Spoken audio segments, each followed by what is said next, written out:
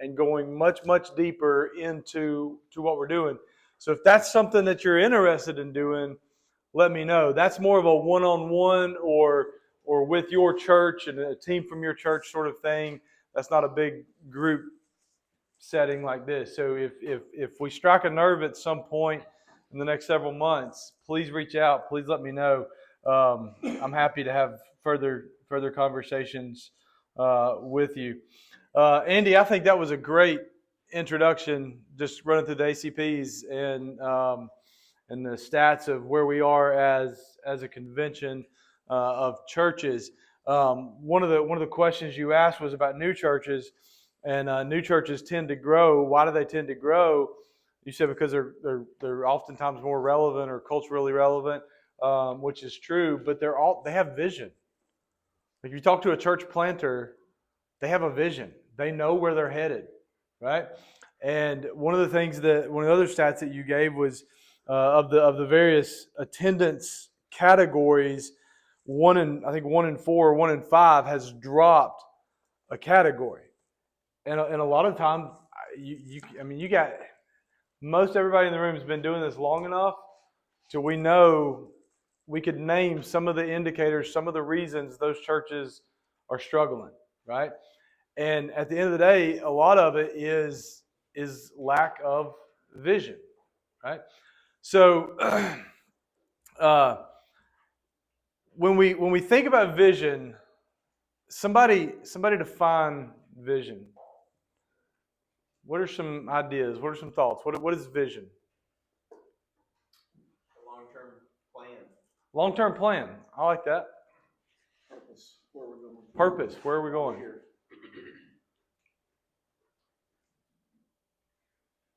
Nick, I would say long-term plan and short-term plan.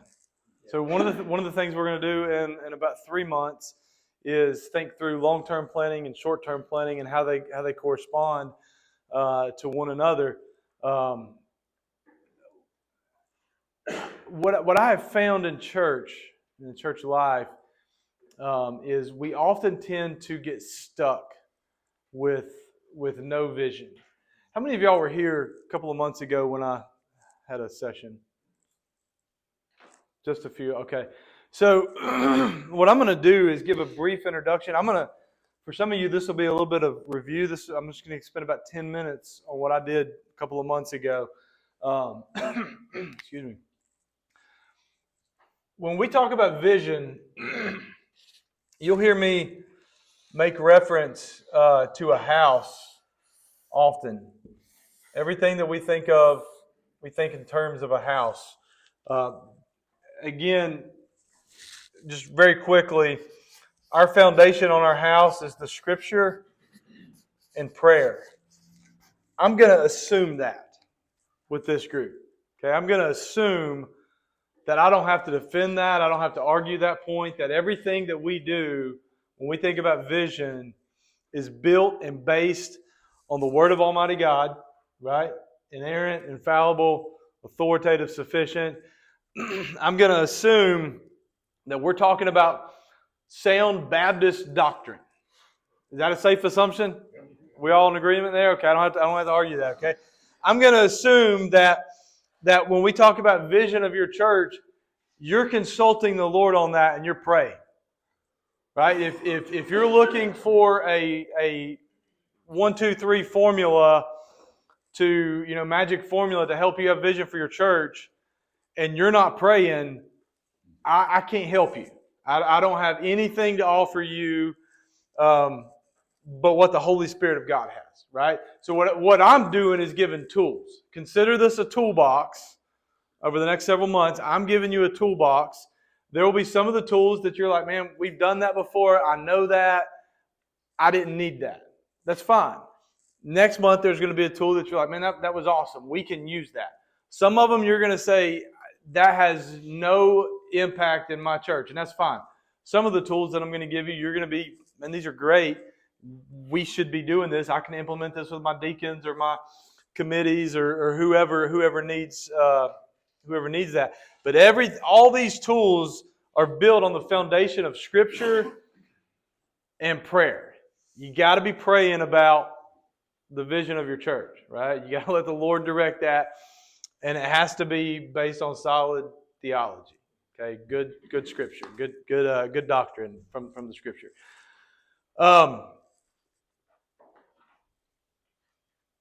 As we think about these tools and this vision, I want you to think about a house, a downstairs and an upstairs. How many of y'all live in a 2-story house? Okay, I live in a 2-story house. How many of y'all have ever been into a 2-story house? All right, very good. Okay, if you haven't ever been, how many of y'all have seen one? Okay, one floor on top of another. What's downstairs typically? The essentials. Kitchen, living room, bathroom, but living room, bath. One of the differences in a bathroom, though, is typically that bathroom's different. It's unique. It's a half bath because we don't actually want you to stay too long. Okay, so we just essentials, just the commode, right? So upstairs, what's upstairs? Bedrooms. That's where we actually live, right? The bedrooms is the place of intimacy.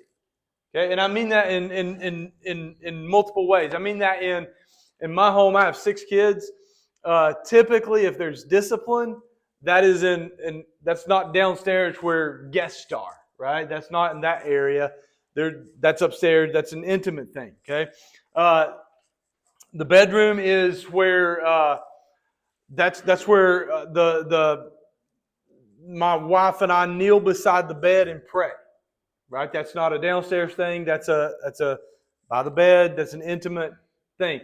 That's where the conversations about our home take place. Right? We laid down even last night. Laid down and we're just talking about the week and what's coming up. Right? That's a place of intimacy. Okay. In my home, if I invite you over to my home, I am only interested in cleaning down here. Okay? What we do is we clean, and by clean, I mean we take all this mess and we just throw it to the top of the stairs. Okay? And so everything goes upstairs. Because this is what I needed. I need it to look good to get you into my home. If it doesn't look good, you're not coming back. Okay? So in church life, some of those things end up being things like programs, right? So youth ministry, Awana, nursery ministry, the worship team, style of music. And we tend to think, if I could just fix this, it fixes my church. If I just hire the right youth guy, if I just get the right worship guy with the right look of the skinny jeans and all that stuff, right? If we can just fix this program, it fixes the church. And you and I, as pastors, we know that's not true, is it? Right? That's a Band-Aid on it. Not saying it doesn't need to be fixed. It probably does need to be fixed, but that doesn't fix everything. Okay. One of the other things we look at the property. So we look at things like the building and the maintenance of the building. One of the examples is if you have a gravel parking lot full of mud holes, somebody visits your church on a rainy day, and the wife steps out and breaks her ankle in her high heels in your parking lot, they're not coming back. Fix it, right? That's something that needs to be fixed. If they get splinters in their hand going up the handrail, going into the church, probably not coming back. Probably need to fix that. You drop your kids off in a nursery that's moldy and mildewed and dark, those folks aren't coming back to your church. That needs to be fixed, right? That's property stuff. But if I put a new paint job on it, that doesn't fix everything about my church, does it? Right? There's bigger stuff going on. We talk about personalities. And what we mean here is the personality of the church. If your church is cranky and grumpy and visitors come in and some old dude says, "Man, that's my seat, get up," you got to fix that. Visitors aren't coming back. Your church isn't going to grow with that sort of personality. If the personality of the pastor sometimes it can be the opposite way. Sometimes the personality of the pastor can be so dynamic that everybody's attracted to that personality. And if something happens to him, all of a sudden people split. They follow him to the next church. If he retires or dies, the church begins to crumble because people were built on that, attracted to that one personality. We talk about things like, and I've got to alliterate. I went to Fruitland.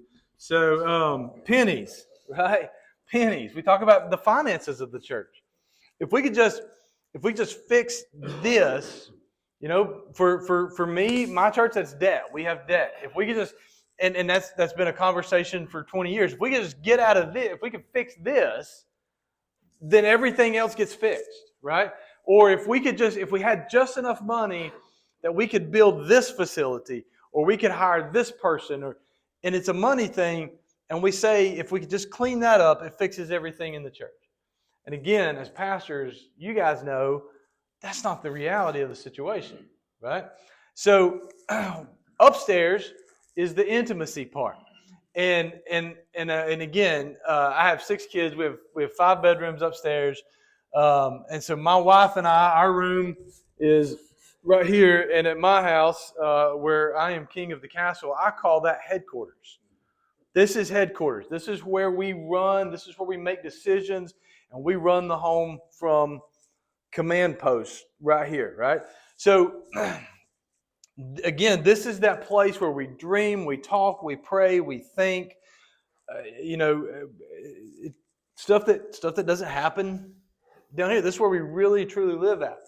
What I find in church, and you guys been there, done that, if you've been in ministry at any time at all, what I find in church is at one point you had some sort of vision for your church. You had some sort of dream. I remember when this past Sunday I celebrated 6 years at North Albemarle. So started my 7th year, and I can remember 2019 driving down here with my wife, meeting the committee at El Ranchito in Albemarle. That was fine dining, man, and got the best Mexican in town.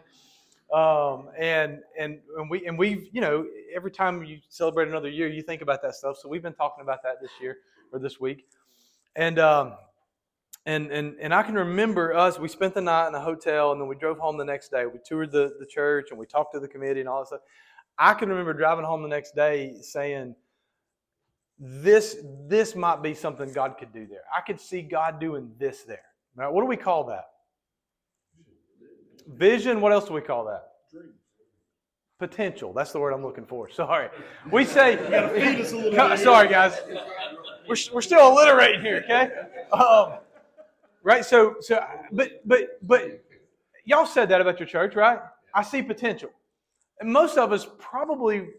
I know God has some ministries where guys go and it's, that's unique, but the majority of us wouldn't be there if we didn't see some potential, right? I think God can do this at this church, but what happens is over the years you find yourself dealing with this. All right, so Monday morning, some secretary comes in and says, "We don't have any pennies. Yesterday's offering was really low. I don't know if I can pay this bill this week, or I don't know if I can pay that bill this week," right? And then, nursery director calls you and says, "I've got to have more volunteers." I mean, how many of you guys feel like an army recruiter?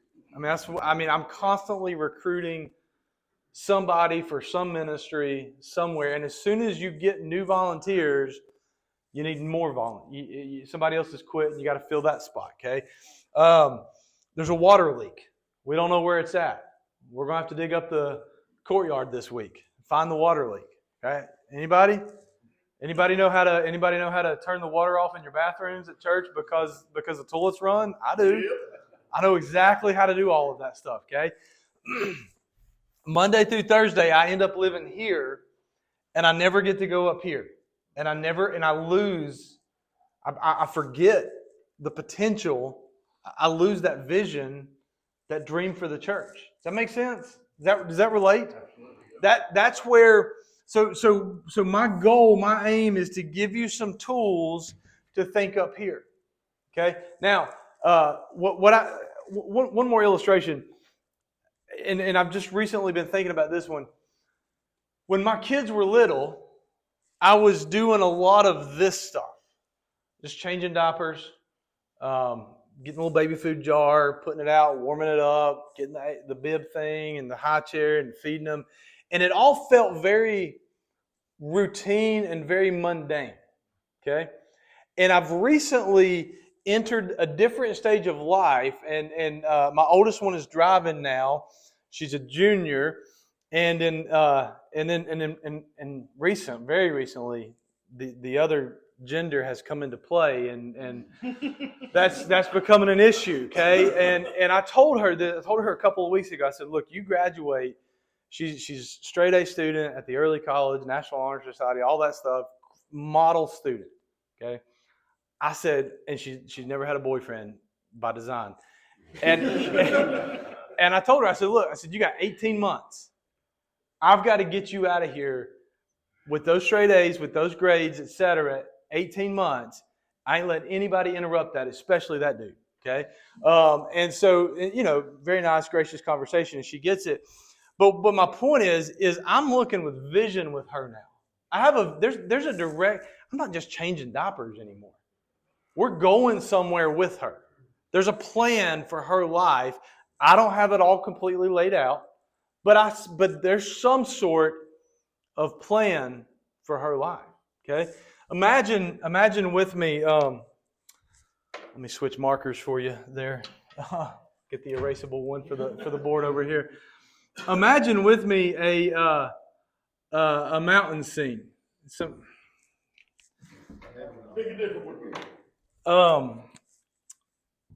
Imagine looking out your window at some sort of mountain scene, okay? Out your headquarters, and you got this vision. There's this mountain scene. There's the sun shining back behind the mountains. There's a bird flying back here. There's a path that leads out through there. I don't know exactly what's over there, but I know there's something there. And my vision is leading me that direction. Does that make sense? In other words, with my daughter, she's 16. I don't know what she's going to do. I don't know what 5 years from now looks like. I don't know exactly where she's headed, but I see the general direction, and I know there's something great at the top of that mountain peak or beyond the mountain peak. Does that make sense? Okay. We'll come back to that image in a month or two. The same is true in church with our vision. I don't know exactly what 5 years from now looks like, but I have a general direction. I know that I've got to head out this path, and I know there's something great on the mountaintop. I also know that once I reach the peak of that mountain, I know there's a whole nother horizon beyond that I haven't even seen yet. I know that my God is so big that there is something back here that's greater than anything that I could imagine. Does that make sense? Like that's what we're talking about with vision. When we talk about vision, I want to be really clear. I'm not interested, when we say vision in a church setting, we're not interested in what you think or what your vision is. What we're looking for is, where is God taking us? That's different. Does that make sense? That's the Henry Blackaby experiencing God idea. Figure out where God. I believe that because I know me well enough to know that if it's up to me, I'm on social media so much, and I see all your churches. My vision is going to end up looking like your church, right? That's just what we do. That's our human nature, is to look at what's around us and what's successful around us, and don't raise your hand. But, after Tom Rainer, I think it was Simple Church, and you have this know, grow, and go, all of a sudden, every church in America had this vision statement that said know, grow, and go, right? And our church had it. Your church probably had it. And why? Because we saw that working somewhere else. It made sense to us. We didn't know how to figure out where God was taking our church. That's where we're at. So my aim is to give us some tools to get out of this stuff. And we're not saying that this is a bad thing. You got to fix some of these things. You do this stuff simultaneously. But I want you to begin dreaming again, and not in some, when I say dream, I'm not in some, again, we're all pretty solid Baptists here. I'm not talking about some stuff, New Age stuff up here, right? I'm just daydreaming. I have daydreams about my church. I have dreams in my heart where I want to see our church go and where I want to see us do things. All right. When we talk about vision, I think it's essential for your church to have some sense of vision, to know where they're going. It creates energy within the church. Your church buys into it if they know where you're headed. All right, so here's just another visual real quick. I think the church is this and not that. Right? In other words, I think the church is, I tell our people all the time, the church is linear and it's on a trajectory. You're not just circling around, just spinning your wheels. But most of us do church in a spinning your wheels fashion.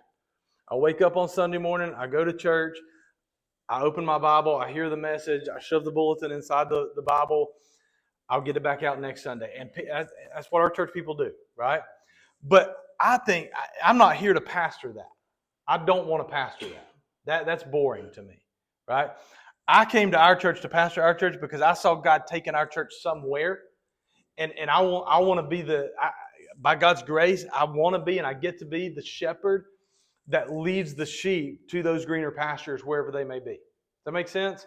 So where is God taking my church? How do we get there? When we figure that out, that creates energy within the church. It provides a sense of hope for the church. People jump on that because they see it going somewhere. It's not just a routine that I go through every Sunday. It deepens our dependence on God. If I'm doing this, spinning my wheels, doing the same thing week in and week out, eventually I can figure that out on my own, right? How many of y'all have just in sermon prep, you've experienced that? Sermon prep, you get to that point to where it's not, it's just an academic exercise. I mean, let's be honest with each other. We're all pastors, okay? We're preachers. I can write a sermon pretty quickly. I can figure that out, right? And church gets that way. Everything becomes that. It's just a habit that we form. But if I know that next week there's something coming, and next year there's something else coming, now I'm going somewhere. Now I'm forced to depend on the Lord so much more in that practical aspect of that. Does that make sense?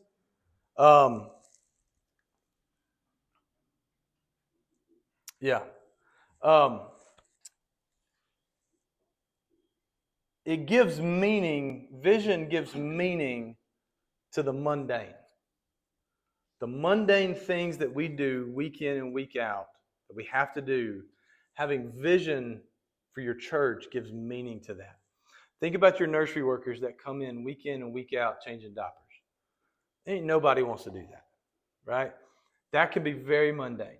Think about the people that show up at 8 o'clock and turn the lights on and put out the signage and fix the heat and all this is routine stuff. We have vision. Now we have a reason to do that other than, well, I've just always done this. Does that make sense? It gives that. Vision serves your church. Serves the people of your church.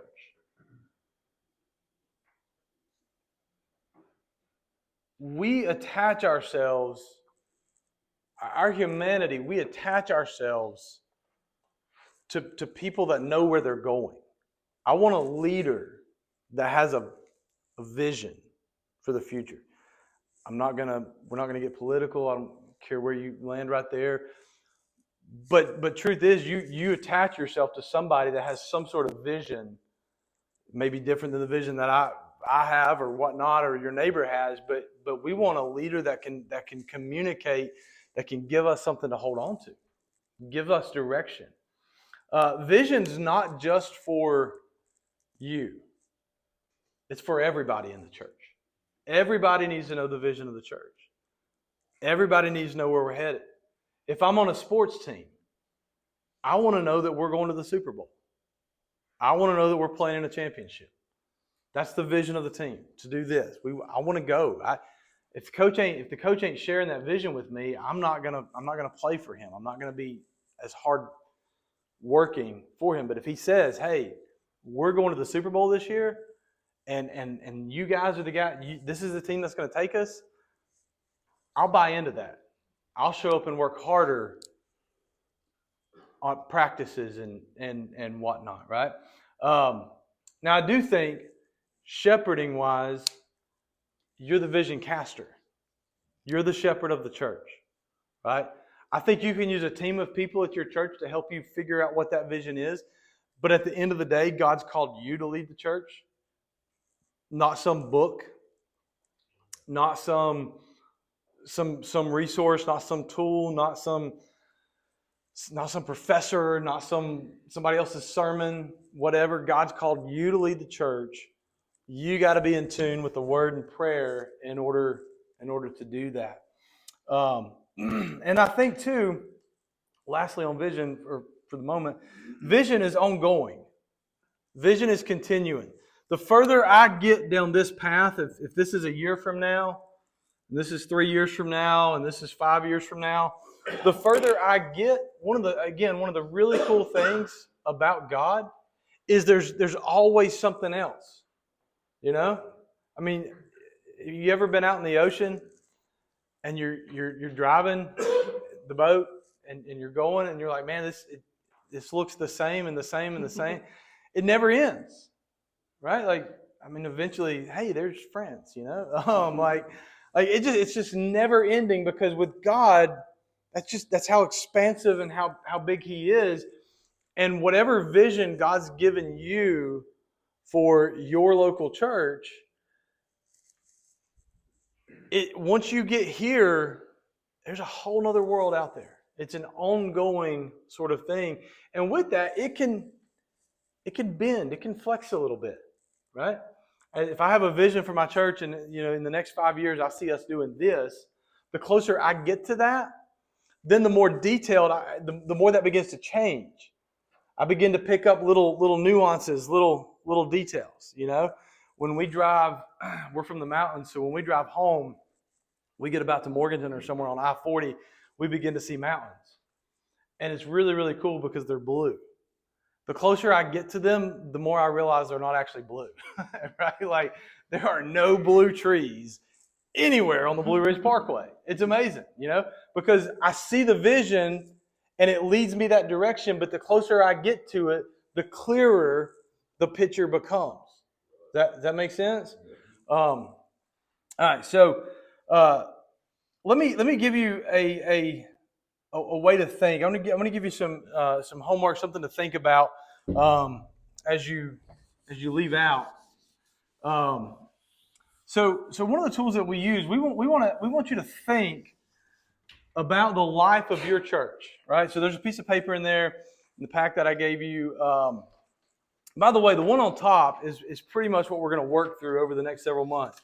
We'll talk about mission, we'll talk about values, we'll talk about strategy, and we'll talk about outcome. Those that frames our vision, and the better you understand the mission of your church, the clearer the vision becomes. Once you have a strategy for discipleship in your church, the clearer the vision becomes for the church. Once you know the things that your church values, again, the clearer, or the outcomes, what to expect, the clearer that vision becomes. So as you build the frame, it all becomes clearer. So make a church. So this exercise is called a church life map. Make a map of the life of your church, and the way you do that, you think through a couple of categories here. One is, what are some of the hard things that your church has gone through? And what are some of the high times that your church has had, right? And put a time frame on it. Maybe go back 20 years. Go back to at least before you, and go back about to where you know the history of your church. You know, hopefully you're fairly familiar with maybe the last 10 years of your church or prior to you, or maybe the last 20 years of your church prior to you. You don't have to go back 50, 60, 70 years, anything like that. But go back in those 20 years and just make some bullet points of some of the hard things that we went through, right?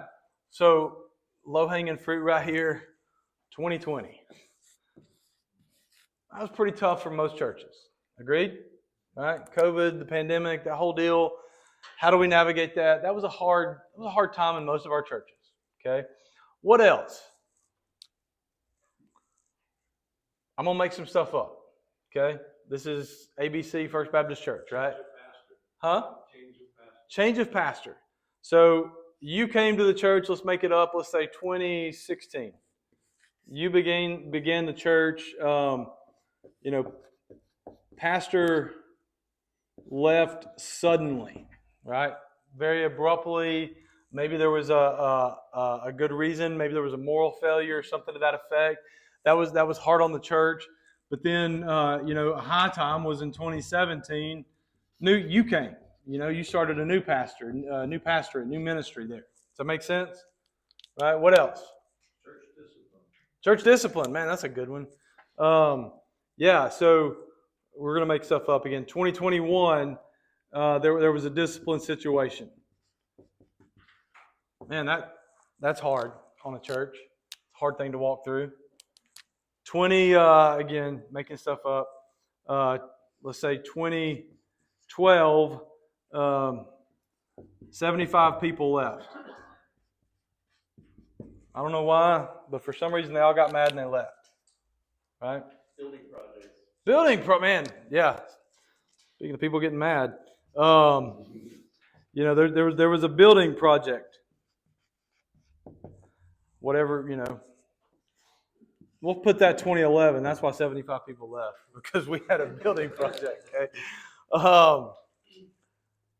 You get this idea, right? We had to fire somebody, or we had to cut somebody's pay because finances. You might, if you're going to put 2020, maybe you go back as far as putting 2008, and we had to let two staff people go because of recession and things like that, whatnot. On the flip side, let's do some high things, okay? Let's say summer of 24, highest attendance VBS on record, right? Just kids from everywhere showed up for VBS in 2024. Okay, let's say 2022, we had 22 salvations, baptisms and salvations. Right, big deal, big year, high number of salvations and baptisms that year. What else? High times.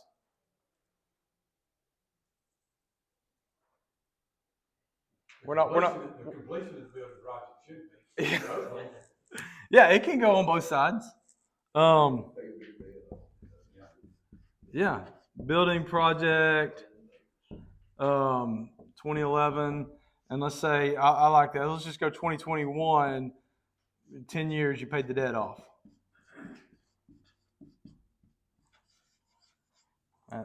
High times are harder to come up with because we're not used to those. Just kidding. So what you want to do with this? So again, spend some time in your own personal time thinking through this. Think through the life of your church. Think through the high times. Think through the low times, and then begin to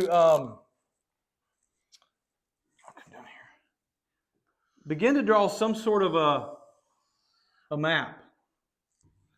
And begin to plot these.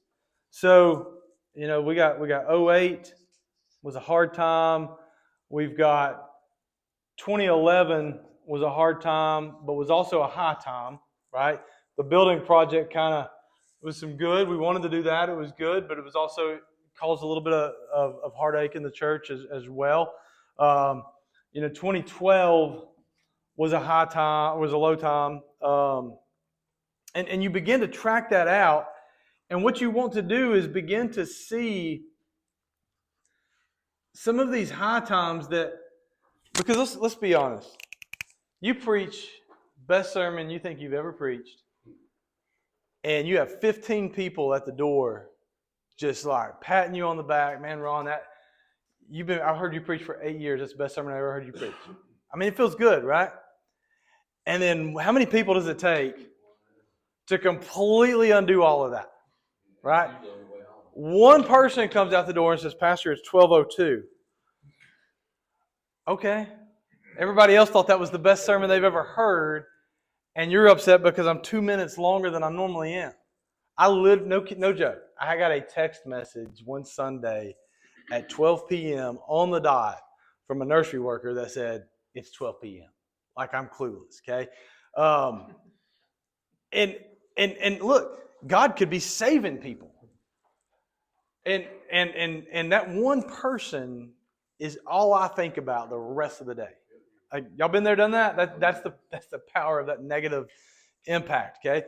The same is true in this, is we tend to focus on the hard times of our church life. We tend to remember these things.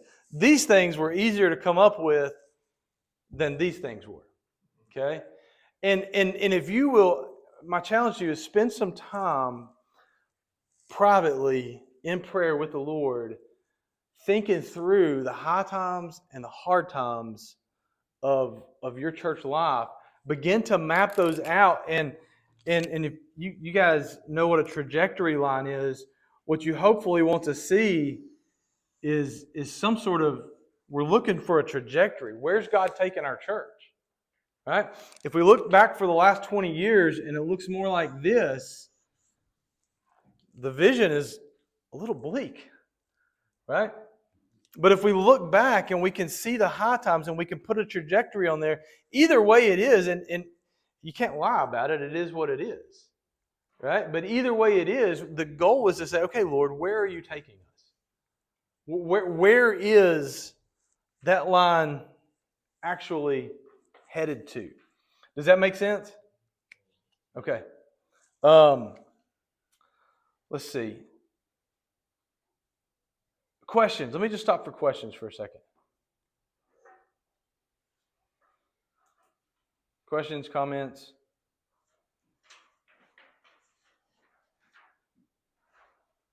Either you don't care or I've done a really good job. I'm not sure which, but if there's no questions. All right. So let me do one last thing, and I think I have a. Yeah. So two things. So this dreaming and achieving pop quiz. That's just for you and your own personal time. Answer those questions. Be honest about it. Again, just trying to figure out where you're at, because realistically, a lot of us think that we're up here and we're really not. Right? We think we know what we're doing. We think we know where God's taking us. We're just you may be at the top of the steps. We're not quite there yet. Does that make sense? Spend some time, honest reflection on that. All right, so let's talk about some of the issues with vision planning in today's church. This is the back page of the handouts. The word vision in church is not new, right? I've been pastoring. I started school 20 years ago, was ordained 19 years ago, so I've been in it for a little bit, but some of you guys have been in it 2 times that, 3 times that, and I get that. I acknowledge that, utmost respect for that. Some of you guys were pastoring, in the 2000s with the whole seeker-sensitive movement, and you got vision stuff coming out of Willow Creek and Saddleback and different places, and you're, I'm not the first guy to use the word vision. You've heard that word before. And honestly, a lot of us, and myself included until about 5 or 6 years ago, a little bit callous towards that. A little bit towards the idea of, I don't want to hear something else about vision. I tried it. I came up with a couple of fancy words, some words that rhyme. I got a good graphic and a good logo, and it didn't work. right? And maybe that's where you're at. So again, my hope is to help you a little bit differently than that. So let's just look at some of the issues with vision planning. 10 of the biggest vision planning problems in today's church. Number one, you craft a vision statement, but it's not meaningful enough to talk about. No, it has such little meaning to it. Nobody wants to talk about it. That's a problem. If nobody's talking about it, listen, at my house, all we're talking about right now is why we're not having a boyfriend and why we're going to go to college and where we're going to go to college and what we're going to do at college. That it's meaningful. Everybody cares. Even younger siblings are getting into that conversation because everybody cares the direction of our household and our family. It's worth talking about. Does that make sense? Your vision needs to be worth talking about. And again, what many of us have done in the past is we've written something down, put it on a sticky note, slapped it on the wall, of your desk or something, and it never got brought up again. Nobody ever talked about it. Nobody ever did anything about it. And within a couple of months, you don't even know what it is. Number two, you articulate vision without defining time frames involved. It's so arbitrary. There's no time frame. There's no path. There's no timeline. With my daughter, I know she's going to graduate high school next May. So we're 18 months out, 17 months. That's a timeline. That's a window. We have something to measure now. Does that make sense? I want something that's measurable. Time frames. Number three, when you do create goals, you create too many goals. And you try to do too much. How many of you, I've experienced that in ministry. We have a bunch of great ideas. And all of a sudden, we're doing a bunch of things, and then Sister so-and-so says, "Hey, Pastor, can we start this ministry at the local middle school?" And then Brother so-and-so says, "My kid is doing this at this school, so I want to collect something for that school." Next thing you know, you're stretched so thin, you're not doing anything well, right? People who like to dream, number four, people who like to dream and people who like to execute are rarely on the same page. Dreamers aren't good executors. And executors don't end up being great dreamers. And so, if you're not careful, you're the dreamer of the church. And you got some great ideas, but you don't know how to execute it. You don't know how to put it into motion. Or maybe you're the pastor that's more administratively geared, and you can execute wonderfully, but you don't have any long-term dreams for your church. And so there has to be this, let's build a team around that.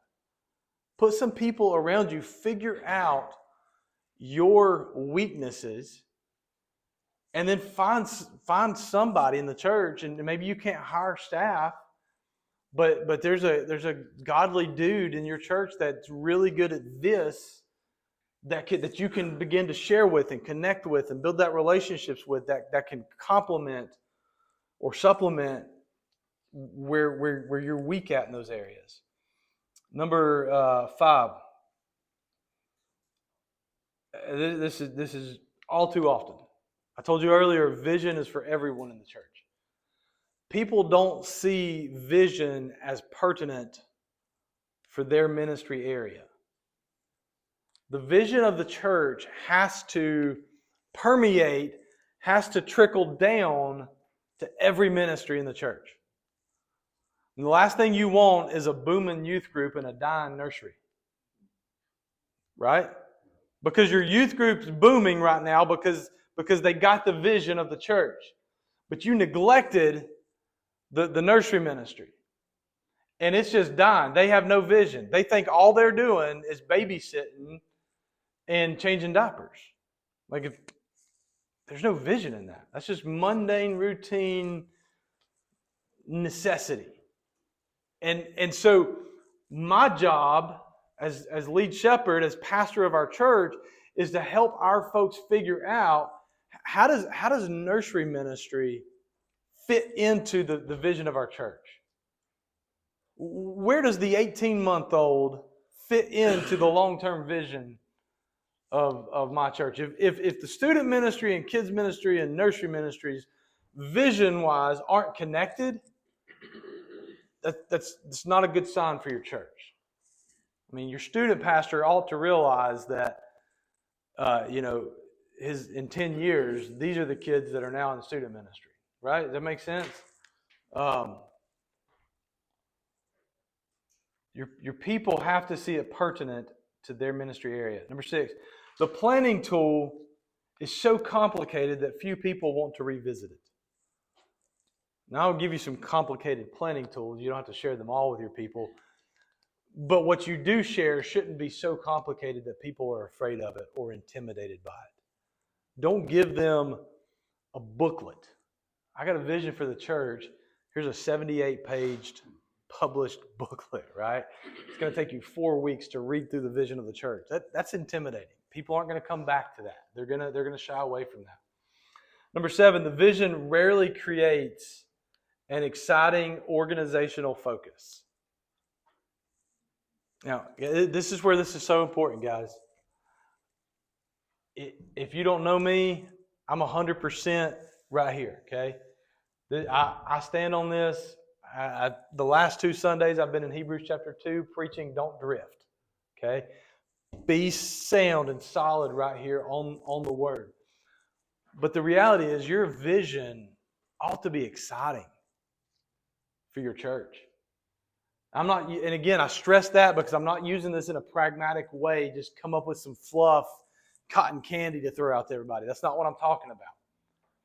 But if God's put a vision on your heart, that ought to excite people. I think God's an exciting God. I don't know about you. I've read the Bible. It's exciting. Okay, there's some exciting stuff there. And this trajectory of where we're headed, man, you want to know where we're headed? You want to know ultimately what the vision of the church is? Go read Revelation chapter 7. Right? Chapter 5 through 7. That's the vision. That's where we're headed. I believe that's where we're going. There's a new heavens and a new earth that's coming. And that's exciting. And that's where I'm taking my people. That's the direction we're headed. We're one day closer today than we were yesterday.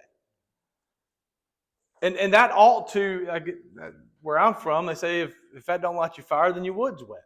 Right? Like, that ought to get you excited. And so, how dare we go out and give a very boring vision to our people? But that's what we tend to do. We don't tend to have any excitement or enthusiasm about where God's taken our church. And our people are bored to death with it.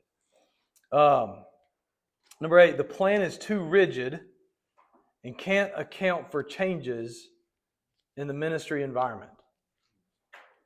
The plan is too rigid, and when things change, it throws everything off course. Right? Again, I'm walking this path out that mountain towards that mountain peak.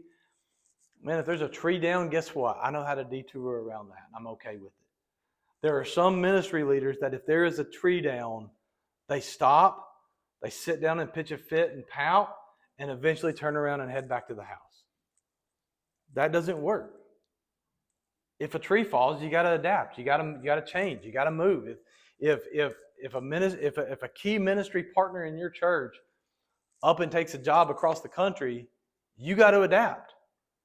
That wasn't in your plan. You didn't see that coming. That tree just fell across the path, and now you got a detour. What are you going to do? Detour. Right? Blessed are the flexible, for they shall not break. Okay? Number 9, the planning events happen randomly, not rhythmically, and with little follow-up. We have good events in our church. Some of them I thought about yesterday, right? Like, oh yeah, hey, Sunday, let's do this. Sunday night, we're going to have a Super Bowl party or whatever for the youth. I mean, you don't know the Super Bowl is coming. Like, it's coming, guys. Plan that. You know what I'm saying? You don't wait till Friday night to plan a Sunday night party. And they may turn out good, But because you didn't plan it, there's very little follow-up in that. Right? If you planned your trunk or treat on October the 22nd, chances are you didn't even think about follow-up. You were just trying to find enough candy to hand out. Very little intent in that, right? The randomness can get us sometimes. Number 10, and I'm done. People can resist being accountable for goals. I struggle with this. I can cast vision. I have a hard time holding people accountable to it, specifically volunteers. Right? That's one of the challenges of leading a volunteer army. If I've got volunteers, I know you're volunteering, but man, this is where we're headed, and I need you to get on board with it. And so I'm asking you to do this, and I need to figure out how I'm going to hold you accountable to that. Does that make sense? Got to hold people accountable, even volunteers. And sometimes our vision is so vague, there's not really any way to hold them accountable or anything to hold them accountable to. And we need to. Generic vision is the enemy of real vision for your church, God vision. Okay? So my intent next time is going to be we do this horizon thing where we look at the inside of that window frame at the vision proper, and we look at how to do that short-term, long-term planning. Okay, and then in March we're doing a dinner with the wives one evening included in that. Is that right? In March, and we're going to talk more about potential and those potential conversations that you had when you first took your church at that particular gathering. So again, if you got questions, if I can help you, please let me know. Please reach out. I hope at the very least I have given you something to think about in the direction that you're headed as a church. There are pages and pages and pages of tools and ideas that I can supplement this with and help you if you're interested. You just got to reach out to me and let me know. Let's give Jonathan Yeah. thank you so much. Get around the call. I'm excited about what this can do as we work through this vision frame. You're going to be blessed to be able to have some tools to be able to work with your leadership and being able to help articulate the vision to your church and to be able to develop a strategy and assess